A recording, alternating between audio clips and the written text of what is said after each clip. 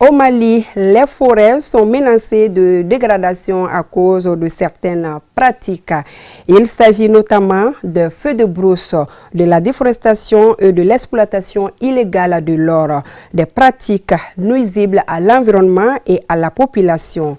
À l'occasion de cette journée mondiale de la biodiversité, la rédaction de ORTM2 s'intéresse à la question. C'est dans ce reportage signé Salim Traoré. La préservation de la biodiversité au Mali est un enjeu crucial pour le développement durable du pays. En cette journée mondiale de la biodiversité, il est impératif de prendre conscience de la situation critique et d'agir collectivement pour sauvegarder notre patrimoine naturel. Du Sahara, en venant vers la zone sahélienne et en allant dans la zone soudanienne et la zone péréguinéenne.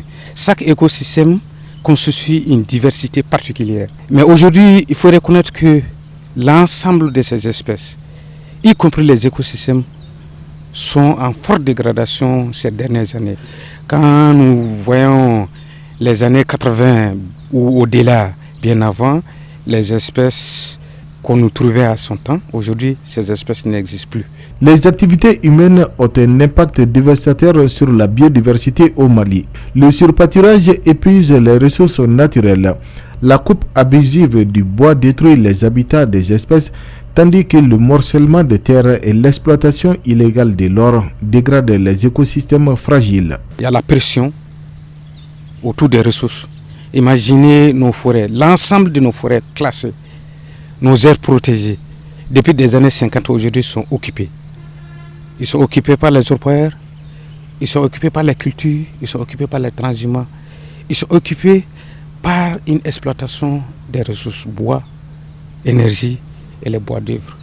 Les autorités reconnaissent que la conservation de la biodiversité ne peut être réussie sans l'implication active des communautés rurales. Des programmes de sensibilisation et d'éducation environnementale sont mis en œuvre pour promouvoir des pratiques durables, telles que l'agroforesterie et la valorisation des connaissances traditionnelles. Au niveau surtout des collectivités territoriales, on va essayer d'identifier les sites, les bosquets villageois, les bois sacrés, qui constituent aujourd'hui les sites où il y a la diversité biologique. Donc cela va nous permettre de conserver ceci et donner un acte à ces endroits où on ne trouve que la biodiversité à ce niveau-là.